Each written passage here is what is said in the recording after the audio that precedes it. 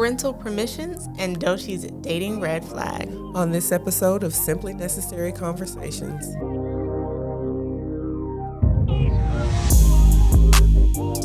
So, trending topics, I've been seeing it all over. I watched a portion of the interview and I saw the many tweets that everyone was sending out after. And Doechii was doing a Hot Ones interview. And basically she said that in her opinion, the biggest dating red flag is a straight man. Mm-hmm. And of course, some women were just like, absolutely. And some guys were like, oh, you just hate men. You hate straight men, blah, blah, blah, blah. So what do you think about that? Do you think she had a point, or do you think it was a bit insulting to the straight man population?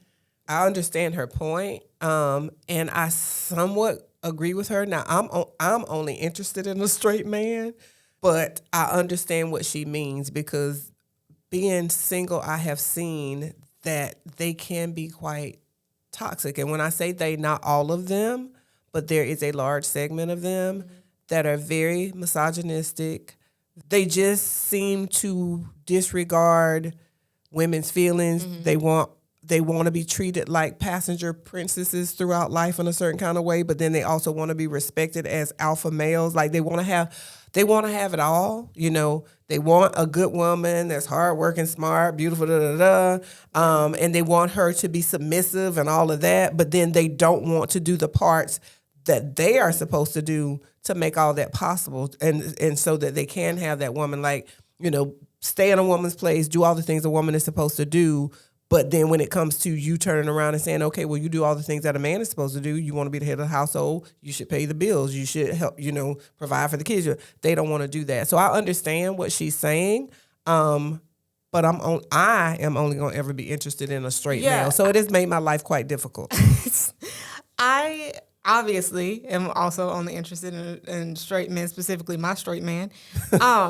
But I completely understood what she said. I feel like people are acting a little dense and not understanding her point. They're choosing to be ignorant. And let me just say that, of course, straight men don't understand what she meant, because they don't know what it's like to be with a man that doesn't treat them with respect, or that is toxic, or that does lead them on, or that does only want one thing. Like, they don't and I say this all the time. This is why some of the greatest artists of our generation are by men, because they can understand what it's like to be a man. Think about they can understand what it's like to be a man and what it's like to date a man because of their That's what I'm saying. Yeah. Like, think about Steve Lacy, Frank Ocean. Why as women can we resonate with their songs so much? Because sometimes they're singing about relationships they've had with men and how it's made them feel, or how they've been treated in the instances that a man has been toxic to them. So I can understand why straight men are a little bit offended, especially if they don't necessarily fit the negative stereotypes. The good ones are good offended. Ones out there. Yeah. But she was talking about her life. She was talking about her opinion. Yeah. And also we have to think about the fact that Doechii is bi, which makes it probably more difficult for her to relate to a straight man, or for straight men to accept her in relationships. We just saw it on Love is Blind about how that kind of became an issue for a couple. Or a potential couple. Well, you saw it. I didn't see it because I don't watch that show. I meant like the masses. But yeah. So I feel like her being bi also adds to the conversation of maybe she also wants to date someone that's also bisexual like her. She has frames of reference that we will not Or maybe have. She prefers being with women. Who knows? Or being with and she's never going to have to fight me for a woman, ever. Never, no. I do understand, because even the ones that are not toxic, straight men, back in my day, men pursued women. Like, if they were a straight man, they pursued women. There were certain things that they expected to do. There were certain things that women expected for them to do. These days, it seems like men want to be pursued. They want women to give the energy that I'm used to a male giving. Like, they think that if they compliment you or say hi to you one time, then you're supposed to like be in their DM saying, hey, my name is, do you want to date me? And that's not what I'm used to. And I will say, because I've heard this over the years from people or whatever, I will say I feel like our generations are different, because in your generation, men did the pursuing, but there also wasn't the Me Too movement. There also wasn't, don't approach a woman in the gym because she might think you're a murderer. Yeah. Like, there also was that element to where it was a little bit safer, especially for specifically black men. It was a little bit safer to pursue a woman in the 80s and 90s versus now where it could be perceived as a threat or harassment, which it's crazy and it's sad in a certain kind of way, because with you saying that, it makes me think, okay, men were more likely to shoot their shot because they could shoot their shot, like you said, without the fear of a woman claiming that she's being harassed. But they were also allowed to shoot their shot sometimes in very toxic ways. They could heckle women walking down the street. They could walk up to a woman and say something out of pocket, and the woman had no recourse. I've seen it in real time, the differences of how we react if a male approaches us in public. Where it's just like, you're like, oh, you should talk to him. And I'm like, that was creepy. It makes me think of the time that the young man saw you in the mall and decided to serenade you. And I thought it was adorable. And I was standing there like, sing, and you had an attitude. I'm like, what is wrong with you? That was so cute. Because and you interpreted it a whole different way. First of all, I did not find him attractive. Second of all, he was cute.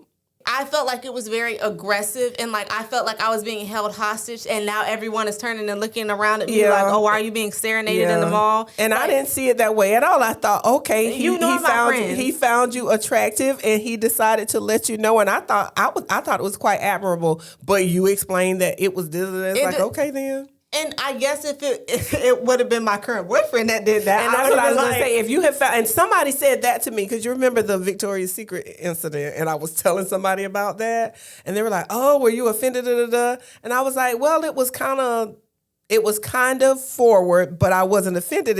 And one of the men that was present at my job back then, said, "Well, what would have made it offensive if he was unattractive?" And I was like, I mean, there is a bit of a difference. Like there's things that if my boyfriend does it, I eat it up. I love it. Num num num. But because I said I eat it up. Anyway, but if it's someone that if from my past, obviously when I was single, if it's someone that I didn't think, like I remember one time I was on campus, and this, bless his soul, it was not giving. It was not giving. And I was with a friend, and we kind of couldn't escape, and it was just like, he was like, oh, let me get your number, let me get your number, let me get your number. And I felt kind of like, well, yeah, are you going to shoot me if I don't give you my number? So obviously, like, I gave him the number, and then I blocked it. See, and to me, that's kind of toxic. I would have just told him I don't want to give you my number. You can't do that in 20. I'm from that generation. I'm just finding out that you can't just say no to somebody, or at least that's what people are having you believe. Once again, I remember one time, again, in college, all my bad stories happened in college in terms of being stalked. But I remember one time, I'm walking around Publix, and the same dude tried it twice, which is what made it scary. I remember you talking about that. The first time I'm in Publix, I'm by like the meat area, and he's like, "Oh, you look just like Aaliyah, da da da da da, blah blah blah blah blah," and I was just like, "Okay," like, and he wasn't being aggressive in that instance, so it was like, okay, like let me not be how I normally am, and don't be rude, and like accept the positive attention, and. Then I think I gave him my Instagram or something. And then he was messaging me all day like, oh, can we hang out? Can we hang out? Can we hang out right now? And I'm just like, oh, no, no. So then I made an excuse, blocked him, didn't think about it again. Then a few months later, walking around the same, if you go to USF, you're going to see people. It's that same Publix. You're going to see the same people. I walk around. And I recognize him because of the experience being a little bit jarring. I immediately recognize him. He doesn't recognize who I am. Because he probably is in public stalking people all the time. Exactly. So once again, and I feel like he said almost the exact same thing he said the first time. But what made it scary was he approached me on a random out, did his little, and I lied at the time because I didn't have a boyfriend, and I said I had a boyfriend. But he literally said, oh yeah, I've been following you around this whole time because I wanted to make sure you weren't with anybody. That's creepy. No, don't defend it. It's creepy. It's but at the same time, no. He wanted to make sure you weren't. Follow me up. First, you done already tried to shoot your shot once and you don't even remember who I am. Well, that's bad. And then you tell me. So there was something wrong with him in that he didn't remember already talking to you. I can kind of observe, like, you know how sometimes you feel like, they're on this all again. Like, I had observed that and I didn't think anything of it. And then for him to admit that, yeah, I've been following you around the whole store for like 20 minutes. So that's where well, he's crazy but smart in that he knows that's a college Publix. He knows college girls are going to be in there. So he's probably... And he is the equivalent of a guy that did that, I think, ladies, Walmart, and Publix, apparently, guys are just going and hanging out and waiting to see women alone. And some of them, well, no, if you're just hanging out on a store waiting to see women alone, you don't have good motives. So be careful. Be careful because, And that was just one of many stories of being followed around and people saying, "Oh, I saw you," and I'm just like, "Don't." That's kind of weird. That's kind of creepy. Yeah. Which I think, but the story you're telling and my experience with somebody, a similar experience in Walmart, they didn't do it twice, but like that's what she meant by when she answered the question the way she did. And that's what I'm trying. I feel like people should be trying to be a little bit more understanding of. Is like, as a woman, if a straight man is approaching you, you don't know whether he has positive intentions or negative intentions. But that's life. You don't know. That's life. But that's life. But in Doechii's case, because she would date both genders, if a woman is approaching you and you're another woman, that's a much safer interaction. Yeah, no. The woman can be just as crazy, but she's less physically intimidating. Is the only difference, because there are some crazy women. There are crazy women, but it's a much safer interaction because she doesn't have the fear of she wouldn't be able to fight and attack her off in that situation. Obviously it depends. Generally, yeah. But with a straight man, it's like you don't know what the energy is going to be, and because every woman has had the experience to think that somebody was sane up until they were insane, right? So it's just like Lord knows. So it's just like, as a woman, I feel like women should understand where her point was coming from, and straight men should try to understand where her point was coming from. Well, if you don't fit that category, she's not talking about you. The straight men that are not toxic probably did. You're only going to hear from the ones that are toxic. You're only going to hear from the ones, as they say, a hit dog will holler. That's who you're going to hear from. The ones that know that they fit what she was talking about, and so they're going to vocalize. Because I found if your name Bennett and you ain't in it, you're not going to say anything. Yeah. Like, so, yeah. And I feel like people that don't know her as her celebrity and doesn't know her person, like, they could misinterpret that just based on seeing the headlines of like, oh, here she is trying to bash all straight people. Like, they could misinterpret it as that when that's not. Well, that's why lavender marriage has become a thing. Women are tired of having to sleep with the enemy. Women are tired of marriage ain't to have anything to do with this. It's why some women are choosing to go ahead and just like not. Well, no, that's not the you don't have to have a lavender marriage to not date a straight man. You can just date a bi man. You can date a girl if that's what you're into. Yeah, well, I'm not doing either one of those things. I'm saying like a lavender marriage it doesn't have it's any not relation the answer to everything, but I'm saying it makes them more, because in the past, if somebody had brought up that concept, I would have been like, why? But I understand it in light of the fact that it's not. I mean, safe I still don't understand streets. the concept, because like, what are you gaining from that? A roommate, a friend? You could have that without a lavender marriage. Well, but there was one gay guy that was on one of the platforms, and he explained all of the benefits that you were going to get. Like, and he was very handsome, and he knew it. He's like, we're going to go out, we're going to take the pictures, we're going to look nice, whatever. It's kind of like somebody that chooses a woman to be his beard. You're going to have all the benefits of having a male. Because even I tell you all the time, there's a different vibe talking to a guy than a woman, even if you're not romantically attracted to him. But I also think there's a different vibe talking to a straight man versus a gay man. Like, gay man gives me like friend, bestie, the lavender marriage energy. thing is in light of having someone in house, because you can just be friends with somebody. What's the point of that? I don't like just having having the male presence to do the male things in the house. But I feel all but one of the male not to stereotype, but like I feel like a gay man is going to be very similar to having. But a they're female not. roommate. But that's the thing. They're not all going to be like we can't. They're not a monolith, just like no other group is a monolith. Aware, so like you got a guy in house to do all the guy things without the strings attached to a traditional relationship. Think that's dumb. I wouldn't do it. I think that's very said stupid. I understood it. I'm not about it's like, to do just it. be friends. Like, I'm so confused. Why do you have to be in a fake marriage? Because he said in his list of things that he would do, he was like, we're going to go to the event, we're going to come home, we're going to have snacks, we're going to cuddle. Like, he was offering. I don't want to cuddle with somebody that I'm not, like. I said, once again, I would never do it, but I understand. It's like, think about it. There's people that, and I think it's weird as heck, but there's people that literally are paid to cuddle with people. Like, that's very sad. It's really that's weird. Very sad. I would never do it, but people have their reasons. I understand it. I would never do it. I would never do it. You could get somebody to do that for free. I saw it and I thought to myself, well, you say that. You probably could get somebody to do it for free. These people that are paying probably cannot, and that is why people are getting paid to do it. I feel bad for them. Yeah, it's real sad. When I saw that, live. I'm like, what you mean? You don't have a single friend? Like even if you gotta that's sad. So again, that I don't understand. That just like I need to be go get a manicure or massage or something. But anyway. Well, that's different. But I'm saying if you just need to be touched, you need physical contact that bad that you're gonna pay somebody.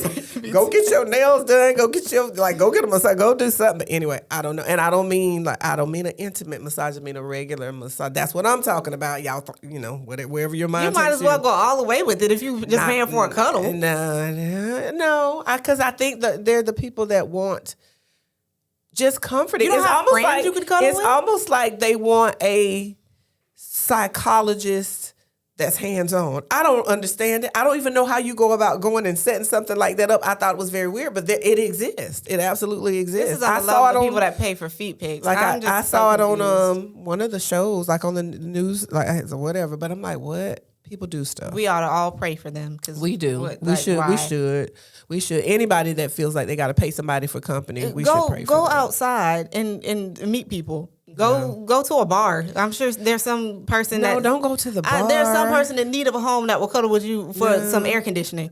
Oh, okay. Anyway, let me put y'all on. So I've been watching this series. And it's like a limited series. It's actually a German Netflix series, but anybody Does with it have Netflix, subtitles? No, it's dubbed. Okay. It could have subtitles, but it's dubbed. Well, some people don't want to watch. I choose dubbed unless it's like anime sometimes, but even then, I'm gonna choose dubbed. Anyway, it's a German series called Cassandra, and it's a thriller. And the premise of the show is basically, this family has a death that happens and they want to move out of the area that they were in. They want to move out of their home and go somewhere different. Mm-hmm. So they buy this new house. The guy is an author. The woman is a sculptor or an art. I think she's a sculptor, artist, same thing. And they have 2 kids. They move into this house. But the cool thing they think initially about the house is that it's a smart home that was built in the 70s. Mm-hmm. So there's this computer called Cassandra that's in every room. Like she has like a TV monitor almost in every room. And she also has like a robotic form of herself that can go around the house and cook for them, bring them towels, whatever they need. It's supposed to be like a home aid type situation. Like think the Jetsons, but a modern day television show of a home that was built in the 70s. So everything is hunky-dory kind of, and this isn't really spoiling anything because it's kind of obvious because it's a thriller. The home is not as it seems to be. Initially, everything is great, and then it slowly kind of turns a little crazy. And you, as the show goes on, you kind of realize that this algorithm is kind of trying to take the mother's place in the home and kind of like mess with her. Yeah. So it's really interesting. It's a limited series, so there's going to be a definite end. I haven't even finished it yet, but like the more you watch it, the more you find out about like who Cassandra was in the 70s and like why she exists and why like certain things like trigger her if they talk about it in the house, and it's like you find out like why it's triggering her and like it's very interesting. And for it to be dubbed, you don't really, like, you get so invested in the show that you don't think about, like, the lips aren't matching the voices necessarily. Yeah. But it's very interesting. It's a good watch. That concept has been done. It's a concept that has been used over and over for storytelling. But based on what you're saying, it almost reminds me of the show Black Mirror, which is like basically a show that it's almost like you understand the Twilight Zone, how every episode is different and every episode is about like something weird or something in the future or something in the past that happened. Yeah. Black Mirror is that, where it's like how technology goes wrong in society and it like exacerbates it. But now I feel like every time I watch a Black Mirror episode, it's just like, well, we there now. Yeah. Versus when they made it like 10 years ago or a couple what years used to be ago. Futuristic and crazy, we're living it like now. There's one episode where I think Miley Cyrus plays the singer and she either loses her mind, loses her voice or something, and they AI generate her music. And when I first watched it, it was just like, oh, that's so far-fetched. But now, in the age of ChatGPT and OpenAI and everything, and all of the songs that have been created with AI, it's like that literally is already happening. Yeah, these people that are so in love with AI and AI can replace people's jobs is that companies are going to try it because it saves them money. But I'm as someone that is big into literature, as someone that has taught English and studied English or whatever, AI is never going to be as creative as a human. Yes, it can generate a story, and the stories may be interesting or whatever, but that human element, that's why we have souls, at least from my perspective. That's why we have souls. That's why that's what differentiates humans from machines. The human aspect is always going to be missing from something that's AI. It might be temporarily entertaining, but it's not going to hold. When you read things like 1984 and Animal Farm and Fahrenheit 451, that was not AI generated. There's a certain element of humanity that's embedded in those stories, which is why, decades and decades later, they're still interesting. I think AI stuff is going to be interesting in the moment, but it's not going to hold original I don't know. Shakespeare As somebody and things like that. Occasionally uses AI to brainstorm or whatever.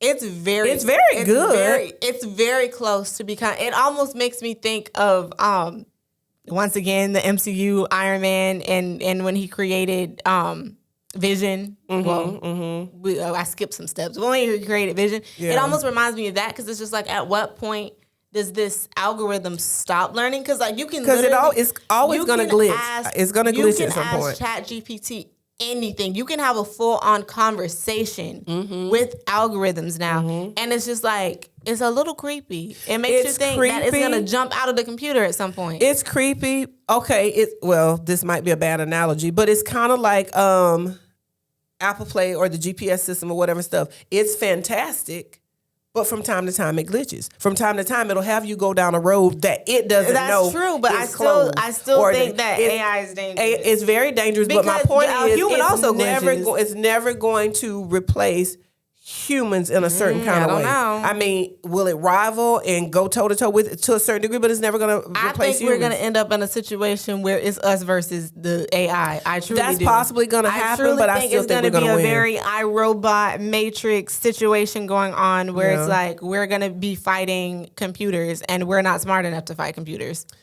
Well, since we invented them and they didn't invent us. But the majority of us didn't invent them. Some really smart people invented them, and they gave it us to use. I'm going to always have somebody. I'm going to have a friend or something. When it starts to head towards that, which it is already, I'm going to make sure I'm friends with the right people, because I do not think I have to stand on, yes, technology is advancing and is getting better and better.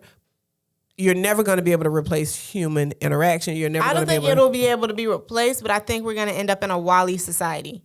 I don't think we'll be. I don't think we're gonna be killed off in a sense. But I think we are gonna be so reliant. We're already too reliant on technology. Babies are already little kids. Too many parents are turning their kids over to being babysat by technology. Like my generation, we didn't have that. And even if we had that, hopefully I would have had the wisdom to say, no, you're not going to just sit there and look at that all day. Then this generation Alpha and beyond, they're going to turn into a WALL-E society. The writing is on the wall. I see it in the classroom. I see that they cannot. But here's why I still stand on what I said. When those kids, and I have them do it all the time, when those kids are supposed to do an assignment, and then they go on the internet and let ChatGPT or some kind of AI produce the answer, I can tell. Well, that's to a certain, because the kids are a little slow. Well, they don't know how to not even that. I can tell. Even when they try to manipulate, it's like this is not a kid. Like they don't realize it, but I have enough classroom experience. I have dealt with young people enough, and then I also have a strong enough English background and whatever. It's like I can tell that this is not an answer that you wrote. And then here's what I can easily do and often do. Tell me what this means. And usually it's a blank stare. Yes, but I feel like our society is going downhill. It's going downhill, absolutely. Technology. But we have to, those of us that know better have to make a better choice. Humans love to be catered to. And because technology caters to your every want and desire, I feel like it's become like, forget the crack epidemic. We have a completely new epidemic that's already upon us. And it's the same. And unfortunately, this one is not illegal and it's kind of sanctioned by the government. Yeah. So like it's even worse than crack. And that is why, because I resisted getting a cell phone. I resisted getting iPhone that I have. I resisted a lot of things. I eventually gave in because it became necessary to be able to function in life when everybody expects for you to have these things. But I also will say, I want to go outside today. I want to do something that's not on the phone today. I want to do something that doesn't involve a screen today. The young generation, we are, and to a certain extent, we are much more dependent. Like my whole life revolves around, my job revolves around technology. My relationships to a certain extent revolves around technology because we live far apart and like we need FaceTime and phone calls and social media or whatever. My friendships, because we've all moved to different areas of the country and different areas of the world that we need to be able to communicate through technology. Like my whole life is like surrounded by needing these things, where yours is too, but you're also used to not having it. So it's a little bit different. So like it doesn't affect me as much when, okay, my phone isn't working. Okay, now I do panic when I leave my phone, not because I need to be on social media, but because that's the one thing that I have like bought into.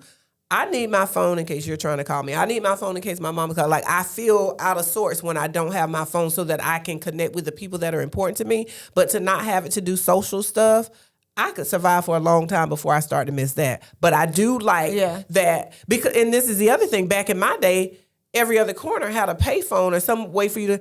Payphones are not available anymore. So like that's when I panic about my phone, is because if I need to get in touch with you or if I need to call my mom, I don't have access. Two events that made me realize like, oh, if there was an apocalyptic event, I'm screwed.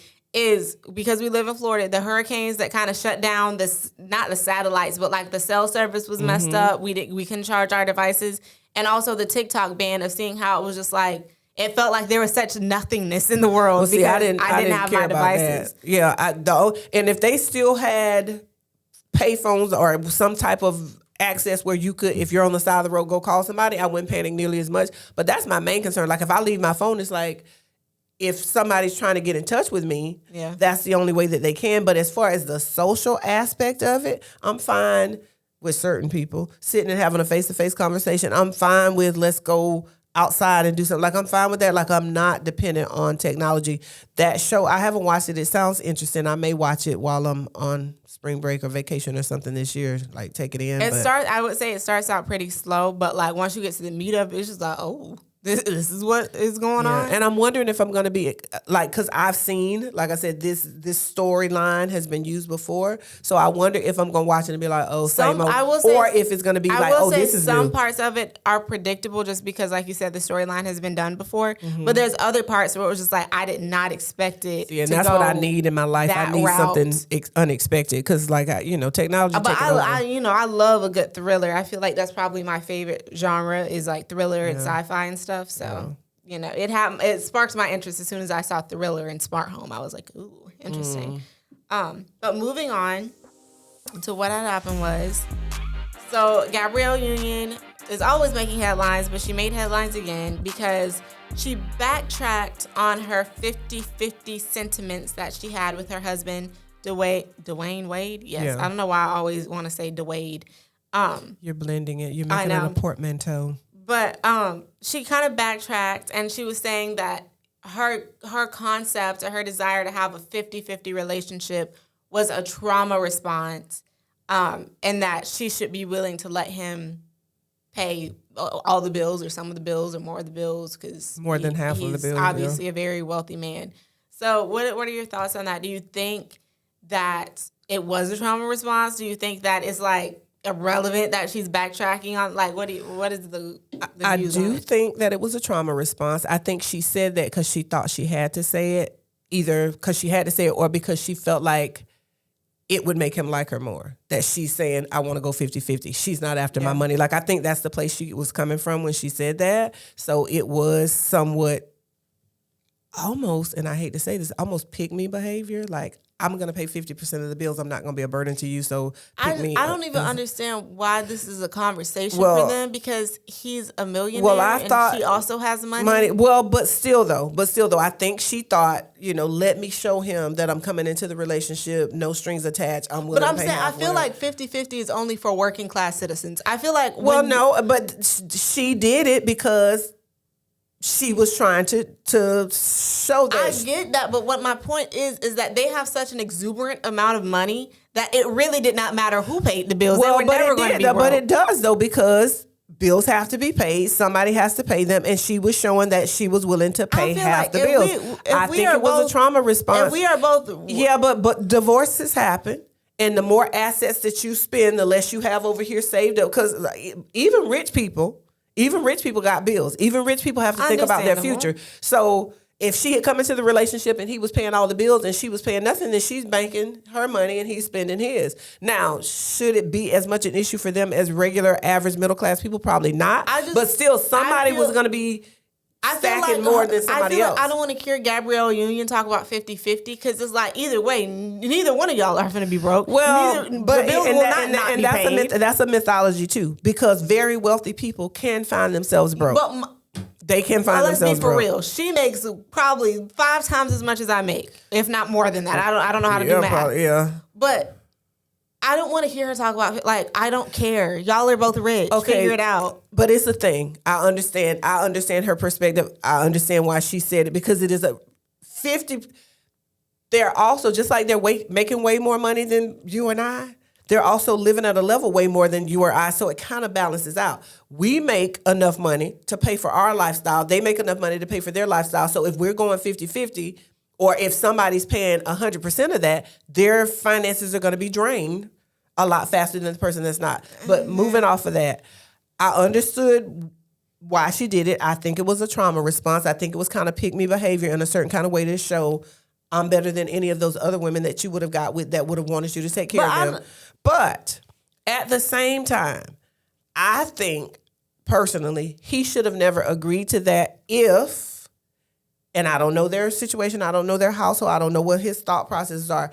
If they were wanting to have, and this is making an assumption, maybe not, if they wanted a traditional relationship and he wanted to be the man of the house, he should have said, I don't think you have to pay all the bills to be the man of the house. Not all of them, but to use your words, if we're 50-50, we're now more like roommates to me, if you're trying to have a traditional relationship. Now, if you got a non-traditional relationship, then I'm not talking to you. But if I'm with a man, okay, and we've said it before on this podcast, I pay my bills. I pay them alone. I don't struggle to pay them. I'm able to pay them without whatever. So you come in and now if we're just dating, I'm going to continue to pay my bills. But at the point that you want to marry me, if I'm still paying all of my bills and how have you made because we're supposed to make each other's lives better. I know how I'm going to make your life better, but how are you making my life better in a certain kind of way? I have a completely different perspective because she's 50-something years old and rich. This is why I say I don't necessarily want to hear from them on 50-50 because in my head, 50-50 for a young couple means we are both trying to make the best life for our future kids and build a home and buy cars and go on vacation. Like, we're both trying to build up to where Dwayne and Gabrielle already are. Mm-hmm. So I feel like that would be more of a reason for a young couple to say we're going to do 50-50 in theory because we're going to get there 10 times as fast if we're also using my check and we also using your check and we got a hella savings and the college fund is set. But you don't have to do 50-50 to do that. Like, you don't have to do 50-50 in order to what you're saying. Because if, let's just say in your sanctified imagination, you get married. I will get married, but continue. We're projecting into the future. You're not getting married now. But it's not in my imagination. So I will get married. It's just not happening yet. You got to imagine when it happens because it hasn't happened yet. Okay. So you get married. You're both making decent money. If he's paying all the bills or most of the bills or however y'all set it up and your check is going in the bank, unless you're irresponsible, heifer, you're going to get Dwayne and Gabrielle status because you're going to be putting that money somewhere for your future. But to me, 50-50 means, to me, he paying all of it, he's taking care of you, whatever. In my mind, I feel like when most women hear that, that means that their money is, this is my play money. I can do whatever. No, and I just said if you're not irresponsible. Women, that's what that means. No, that's not for me and for you. And for me, obviously. Yeah. But to a lot of women, I feel like that's what they mean when they think of becoming a trophy wife or a traditional wife, that their money is There's a difference between being a traditional real wife and a trophy wife. That's not the same thing. I think they think of their money as just like, poof, it's gone. It's all mine. Yeah. Where to me, 50-50 don't necessarily mean I'm paying 50% of the bills, but he paying the bills, I'm making my check. We're using, it's still our money. Money, yeah. But you're just, the breadwinner in a certain type of way, making sure all the bills are paid. But you don't have to stress about what is in the savings because I got that. Well, I'm not in using a my way, money. okay, so it's to me, that's semantics still now. 50-50. It's semantics now because I was going to say, so technically, it's not if you do 50-50, it's how you do 50-50. Yeah. It's semantics because in my marriage, when we first got together, we both had jobs. He paid all the bills. I banked my money, which is why at 22, we were able to buy a home and we were able to do a lot of things that people at 22 could not do because I didn't take my money your money was probably towards a down payment. My money went towards the down payment of the house. My money went towards taking care of anything that his money didn't take care of. And then whatever was left over was saved for us. It wasn't for me to go out and pamper myself because I just started, it was after the divorce that I started to pamper myself. During the marriage, I sacrificed and didn't do things that I wanted to do for the good of the household. So it's a semantics thing because in any marriage, you're kind of doing a 50-50 thing. But like I've always said, no, you're both doing 100. Yeah. He's doing 100% of what's necessary to make the house go and to make the marriage good and to make the family good. You're doing 100%. For the first part of my marriage, we both worked. I banked a check. He paid bills. Whenever his money didn't pay the bills, my money came in. And then when we needed extra money, mine was over there on the side. And then when we had a child, being you, we decided that the best thing for you was for me to be at home full time. I stopped working and he paid all the bills. I wasn't bringing in money, but some of the things that I did do created money. When I started blogging, we got vacations for free. So that was my contribution to the house. We got a lot of products for free. We got to do all kinds of things for free. And then any money that he brought in, especially when he did extra things or whatever, I made it do what it do. So I was contributing to the household. The marriage didn't last, but if you got to think too, because I homeschooled you and because I did certain things, when it was time for you to go to college, it was absolutely free. And yes, folks, it was absolutely free. So we didn't have to spend money to send you to school. That's what I'm saying. I feel like, because I know some of these women, that's what I'm saying. Yeah. A lot of women literally just want to be housewives. They don't want to do nothing. If you're dealing with a dumb woman, then your life is going to be different anyway. A lot of women just want to, and if you want that and your man, if he's okay with that, knock yourself out. Yeah. I personally don't want that because I want to have my own money and assets at the end of the day. But some women just want to be housewives, and that's why I'm saying that. But what happened when he doesn't want you anymore? That's where the 50-50 conversation, I feel like, gets a little bit muddy because some women take 50-50 as I'm paying 50% of the bills, which in a certain type of way, it all boils down to the same thing. Because if you pay 50% of the bills, then that money is still being saved. Like it kind of it basically is the same thing. Yeah. It's just how you look at it, how you choose to go about it, what the rules are for that. I highly recommend. I don't think it's realistic for the majority of working middle class people to truly just be a stay-at-home mom and do absolutely nothing. It's not something... You're saving either on childcare, you're doing something from home that's bringing in money, you're helping him make... Like, you're doing something. But you're not just sitting down and not doing anything. Into account, by me being at home, it saved, like you said, childcare. There was not as much gas use because I didn't have to go to work. I didn't have to buy work clothes. Like, there's a way that you can make that situation work for you if you're smart. I'm not judging, but there's a lot of stay-at-home moms that still drop their kid off to daycare and school and do absolutely nothing. And do nothing. So that's what I'm saying. I think regardless of whether it's money, whether it's time, like whatever, you should still be contributing something to the relationship and to the household. So it's 100% whatever he can do, 100% whatever you can do. And then I highly recommend, I didn't do it this way the first time. There might not be a second time, probably won't be. But I highly recommend there be money that's shared. This is designated for the household. This is what we pay bills out of. This is what we do vacations out of. This is money for the household. But if you're a working person, both of you are working, dinks, double income, no kids for a while, and then with kids added, money for the household, his fund money, your fund money, and all of that stays separate at all times. And you have a clear understanding of this money that we're pooling, this is what it's for. Because I feel like your fund money, as long as it's not doing anything illegal, amoral, or where you're breaking the marriage vows, and your fund money where you're not doing anything illegal, amoral, breaking the marriage vows, you do what you want to with it. I think it's important to still have your own money because you don't have to be answerable for. Exactly, because I feel like it gives you, especially as the woman in the relationship, I feel like it gives you a certain level of autonomy to where you don't feel like you have to do certain things or you have to not say something about something because, well, he makes all the money, so I can't say nothing about that. And then in a lot of situations, he's not going to be the one that makes the most money. So that's even something to keep. I think that pool in the middle needs to be percentage based. Yeah.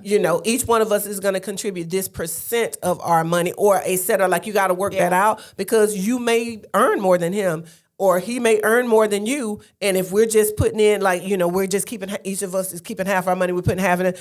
That's not the same thing. I feel like the concept of, like, traditional in the way that, like, they did it in the 1950s was only because women weren't allowed to work, could not have their own credit cards, could not do their own, there was a certain things element have to evolve. They had to do that, yeah. And the man had to make way more than the wife, because that's just the way the patriarchy worked back then. Yeah. Where now it's just like a woman could easily make more, and it's not seen as an issue. Yeah, but you kind of have to refocus how things go. Let's use and I don't care. I don't care if I work 100 hours a week, or if I outside of the home, or 100 hours a week inside of the home. I'm gonna have autonomy over myself and what happens with me, but I'm also gonna have a equal voice in the household. Yeah. I don't believe in he's the man, so he should, you're the woman, so you should. Yeah. In the Bible, when God created Adam and Eve, he said that he needed to make Adam a helpmeet. Some people say he made him a helpmate. That's not what it says. It says a helpmeet. That means wherever Adam fell short,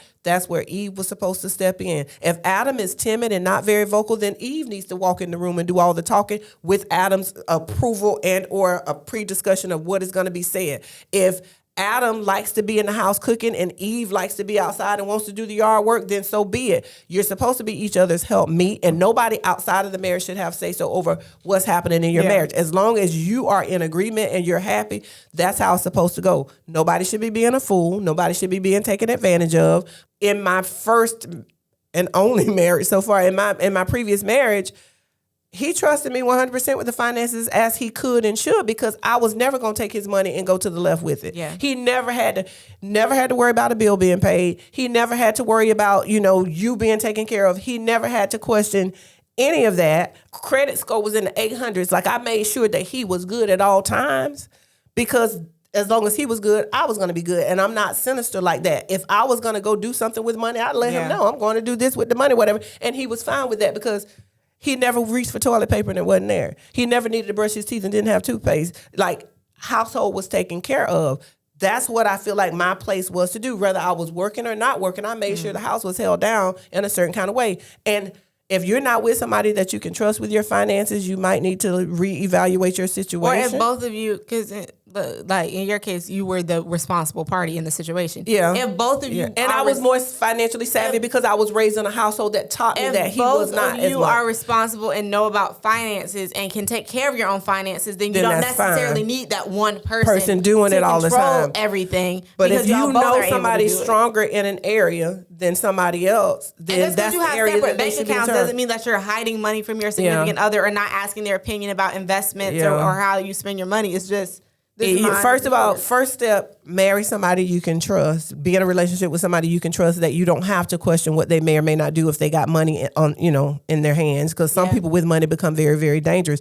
And then secondly, be responsible with your spending. Make sure that the household is taken care of. Like, there are certain things that you shouldn't go out and do anything that's a splurge if it's going to put paying bills in jeopardy. Yeah. If the mortgage is not going to be there, car payment is not going to be there, insurance is not going to be there, then no, we can't do that. But if that's there already, and I want to go and buy a possum for $3,000, let me buy my $3,000 possum, because it's not hurting us. Now, I would advise against doing that kind of thing. But you need to be able to have some freedom to be able to say, I'm going to go just do whatever, and not have somebody question. Yeah. Anyway. Well, moving on to Ask a Gemini. Once again, DDG and Halle are in headlines because their little toxic relationship just, keeps popping up. Or I should say non-relationship, because they're not together. But DDG spoke out recently about him wanting to see Halo and him being prevented from seeing Halo. He says for months. Who knows whether that's true or not, because we don't know these people. Apparently, Halo and Halle are both sick with RSV right now, so that may contribute to why he hasn't seen him. And then he also went and made a whole song about how he can't see his son, blah, blah, blah, blah. So everyone's saying, talking about like how much parental rights both parents should have. Should she be able to prevent him from seeing his son if that's actually what's going on? should he be complaining on the internet? Should he take her to court? Like, what is the way that they should go about it? Or what is the way that people in this situation should go about figuring out visiting times if they're not together and maybe they aren't the best at communicating with each other? First, I want to say, go back a couple previous episodes when Halle was newly pregnant and I voiced my opinion about this situation because it turned out just as I was praying to God that it would not turn out. That's first. If you are in a situation where you have a child with someone that you are not in a relationship, like active relationship with, or you're not in a marriage, if all things are equal and both parties are responsible, I think they should have, for lack of a better way to say it, 50% custody, 50% access to the child. But however, if there is one of the parties is not as responsible or deemed unsafe or found to have made poor choices when the child was in their care, then that's a little bit different. Because they are celebrities, this is being played out in public with other people, not so much. If you're a celebrity, you have to make decisions that are a little bit different than middle-class people in that anything that you do with a child could possibly become nightly news. Like it could be blown up. It could be so you have to move differently than somebody that's not a celebrity, somebody that is not in the spotlight. If I were Halle or DDG, I'm not going to take sides because I don't know. But if I were Halle or him and I saw that the other parent, every time they got my baby, it's look, using them for publicity. I wonder which one was doing that. Or he's always on camera or he's always outside in a very showy public way, I would start by trying to have a conversation with you. But if that conversation was not properly, you didn't respond to it the right way, I would go through the courts and I would get my receipts together and I would show a lawyer and then a judge. This is why I don't want my child with him or her because they are exploiting the child.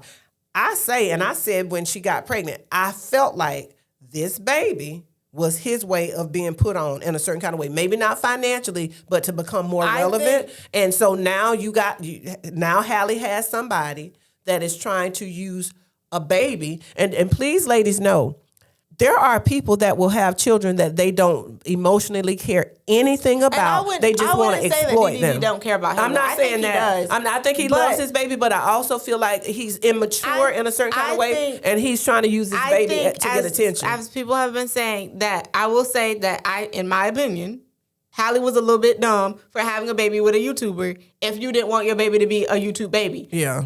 So that was dumb, just her judgment was impaired. She was probably emotionally blind at the time. Yes, don't call her dumb. I'm not calling her dumb. I said the decision was dumb. Emotionally impaired at the time. She thought as we all have thought, she thought she was in love. Yes, yeah. And I love Halle. Don't necessarily care for DDG that much because I'm just not a fan of his like that. But I'm not trying to make her seem like a bad mom or like whatever. Yeah. But if you didn't want your kid in front of a camera, do not have a kid with somebody that's always that's how they make their living. Always stream, like he's a YouTube streamer dude. Like he's always in front of a camera.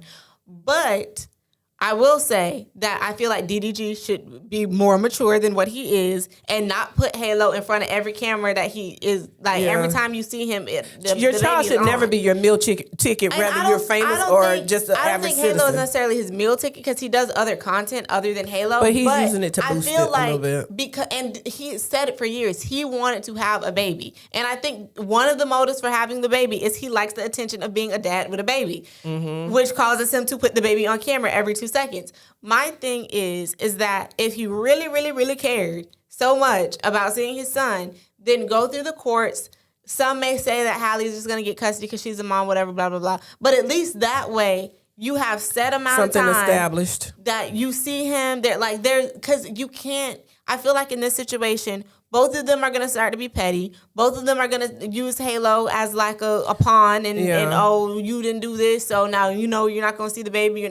It's just going to get messy. And the only way at this point to solve it is to go through the court system. Like you can't. And that's sad. And that is why, and I know people are going to come for my neck. Come on, and I'm going to send you back where you came from. This is why you should be married when you have kids. This is why, in my opinion. This is why now marriages, for those of you that are going to have to say happen, blah, blah, blah. Accidents happen and divorces happen. So we don't need you to tell us that because we're not slow. We know that. But in their case, she was at the top of her game. Little Mermaid, Yeah. all these different opportunities, the color purple, like all these different opportunities, she gets pregnant from this person. And I said then, I hate that she made that decision at the height of her career because I knew it was going to slow it down, but that's neither here nor there. But then also, you have a child with someone that you're not exposed to. You have a child with someone that based on the outcome, seem like you were planning to be based on the outcome or together with forever. You didn't know him well enough to know what type of parent he was going to be. So now you're dealing with after the fact trying to make him be a good parent, and you cannot you can't regulate, mandate, or even put into law people's personality. Like you can't. And I will say too, I feel like even like accidents happen, whatever, but I feel like for the accident to happen, you need to be with someone that you can see yourself being with long term, or that at the very least you can see yourself being able to comfortably co-parent with and it not become an issue. Obviously, they weren't able to do that, and you can't foresee that because you don't know how people are going to act. How old is that baby? Baby's not even a year old yet. A couple months. Okay, so just learn to walk. Yeah, so let this be a cautionary tale to all young women and men that maybe before you bring a life into the world, you need to get to know each other and make sure you're on the same page. Divorces happen, separations happen, people consciously uncouple all the time. But before you bring another life into the middle of a situation like that, at least know each other's parental values enough to know if something doesn't work out with us, we're going to be able to co-parent and have the same mindset about how our child should be raised. And have the mindset of don't be petty and don't make the kid have to suffer for your mistake or your, slip in judgment or whatever. Like there should be obviously he needs to be with his dad. Obviously he needs his dad in his life if he can be in his life. And and I will say, he does seem to be an active father in terms of interacting with him and talking to him and looking out for him. Mm-hmm. And there's some people that they're like, they can have a future in Sierra's situation. That's not the case. Absent completely. He wants to be involved, even if you think it's for the publicity or cameras or whatever. Yeah. He wants to be involved. So I'm gonna give him the benefit of the doubt. He probably loves his son. He just doesn't. He's just right now seeing the immediate picture. He's not looking into the future. And I think that obviously he should be allowed to see his son, but I think the only way for this to work is for them to just go to the court and figure it out that way. And not just the court. Go to a counsel or a mediator, somebody that's going to look at this from because the court is only going to look at it from legal perspective. They need to go to someone trained to look at it from an emotional perspective. What's best for the baby? What are some kind of workout? Just like you make a plan for anything else. When the child is with Halle, what are the things that typically are going to be done on a consistent basis? Of course, because of their status, things are going to change up and down. She might have to go to a award show. She might have to travel, whatever. What should be expected day to day when the baby's with Halle? What is to be expected on a day to day when he's with DDG? How much exposure do we agree is okay for our child to have while he is a minor? Work those things out, put it on paper, and then be mature enough to stick to those things. But go somewhere, have someone that has no stake in the game.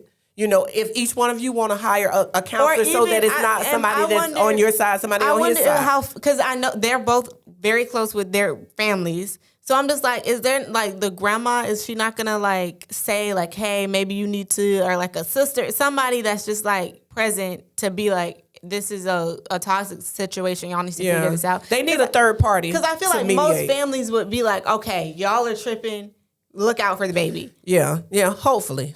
There are some families that would just be useless and just be flying monkeys and co-sign their person. And they were both close with each other's families. Yeah. So it's just get a third I feel like this might be just them issue, and the families are probably looking when are they going to get their stuff together? Yeah. Maybe. But don't make the baby suffer. Don't put him in the middle of whatever personal disagreements you have. Find somebody that is neutral, a neutral party. If you each need to bring someone to the table so that your neutral parties can work with each other and then work with y'all, but work it out so that this baby's not going to grow up years from now seeing all of this, in the news and reading about how y'all were, because it is going to affect him and it's going to make his life better. So there are certain celebrities that split and consciously co-parent without any issue. You never hear about it. They take care of their kids, and that's how it should be if you can work it out. So I wish them the best. I wish the baby the best.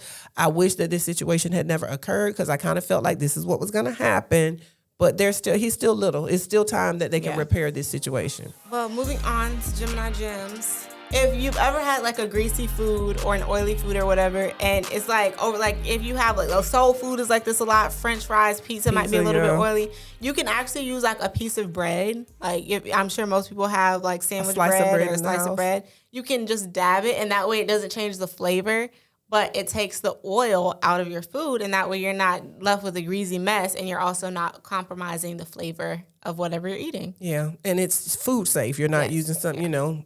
And along the lines of oil, a lot of people know that cholesterol is something that you should check and monitor and make sure it's in good shape. But some people don't know that there's two different types of cholesterol. There's good cholesterol and there's bad cholesterol. The way that it was explained to me is the LDL cholesterol is the lousy cholesterol. That's the negative one. And then the HDL cholesterol is the happy cholesterol. It's the good one. So when you are going to get your cholesterol numbers done, they will give you both.